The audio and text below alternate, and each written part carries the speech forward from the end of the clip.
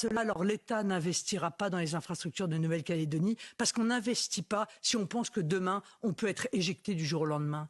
Parce que les entreprises privées... C'est l'Algérie, en fait. Parce que les entreprises privées n'investiront pas si elles pensent que le risque est demain de voir détruit l'ensemble des investissements qu'elles ont effectués. C'est donc au bénéfice de tous les Calédoniens que je faisais cette proposition, qui n'est pas la seule d'ailleurs. C'est un des éléments de l'accord global que j'aurai l'occasion de défendre, que j'aurais peut-être dû d'ailleurs présenter avant.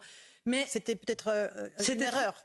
Non, c'était pas une erreur, c'est que je pensais que, compte tenu de la proximité des élections et de la radicalité des deux côtés, du côté kanak, mais aussi du côté des loyalistes, parce que Mme Backès a aussi quelques responsabilités dans le climat actuel.